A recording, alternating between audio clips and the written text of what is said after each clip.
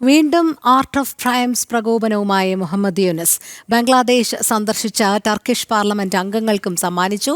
പാകിസ്ഥാനിലെ മുതിർന്ന സൈനിക കമാൻഡർക്കും ഈ ചിത്രം യൂനുസ് സമ്മാനിച്ചിരുന്നു. ഭാരതത്തിന്റെ ഭൂപ്രദേശമായ വടക്ക് കിഴക്കൻ സംസ്ഥാനങ്ങളെ ബംഗ്ലാദേശിന്റെ ഭാഗമായി വരച്ച ചിത്രമാണ് art of Triumph's. Aison Jose ചേരുന്നു. ഐസൺ, വീണ്ടും പ്രകോപനവുമായി തന്നെയാണ് മുഹമ്മദ് യൂനുസ് നീങ്ങുന്നത് എന്ന് തന്നെയാണ് മനസ്സിലാക്കേണ്ടതല്ലേ? ബംഗ്ലാദേശ് സന്ദർശിച്ച ടർക്കിഷ് പാർലമെന്റ് അംഗങ്ങൾക്കും ആർട്ട് ഓഫ് ട്രയംസ് സമ്മാനിച്ചതിലൂടെ.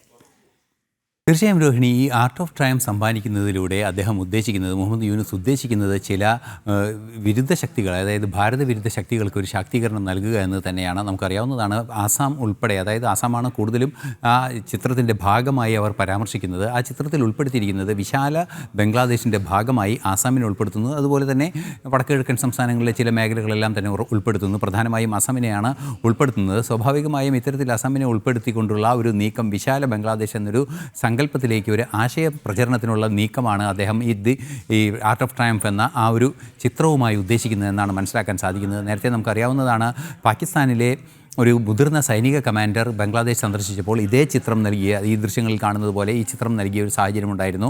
ഇപ്പോൾ ഈ ടർക്കിഷ് ഡെലിഗേറ്റുകൾ, അതായത് ടർക്കിയിലെ പാർലമെൻറ്റിലെ അംഗങ്ങൾ ഇവിടെ എത്തിയിരുന്ന പ്രതിനിധികൾക്കാണ് ഇപ്പോൾ ഈ ചിത്രം വീണ്ടും നൽകിയിരിക്കുന്നത്. ഈ ചിത്രം കൊണ്ട് ഉദ്ദേശിക്കുന്നത് ഒരു സാംസ്കാരിക വിനിമയത്തിൻ്റെ ഭാഗമാണ് എന്നാണ് പുറത്തു പറയുന്നത്. എങ്കിൽ കൂടി അതൊരു സന്നാഹത്തിൻ്റെ സൂചനയാണ് എന്നാണ് നിരീക്ഷിക്കപ്പെടുന്നത്, അല്ലെങ്കിൽ ഇൻ്റലിജൻസ് റിപ്പോർട്ടുകളെല്ലാം തന്നെ പുറത്തു വരുന്നത്. അത്തരത്തിൽ വിശാലമായൊരു സഖ്യം, ഒരു വിശാലമായൊരു രീതിയിലേക്ക് ബംഗ്ലാദേശ് അല്ലെങ്കിൽ വിശാല ബംഗ്ലാദേശിനെ സാധ്യമാക്കുക എന്ന ലക്ഷ്യത്തോടു കൂടി അസമിനെ അവരോടൊപ്പം ചേർക്കുക എന്നൊരു ലക്ഷ്യത്തോടു കൂടിയുള്ള ഒരു നീക്കത്തിൻ്റെ ഭാഗമായാണ് ഈ നീക്കങ്ങളെല്ലാം. അതിനൊരു സൈനിക യുദ്ധ സ്വഭാവമുണ്ട് എന്ന് തന്നെയാണ് വിലയിരുത്തപ്പെടുന്നതും. അത്തരത്തിലുള്ള ഇൻ്റലിജൻസ് വിവരങ്ങൾ, രഹസ്യാന്വേഷണ വിവരങ്ങൾ പുറത്തു വരികയും ചെയ്യുന്നുണ്ട്.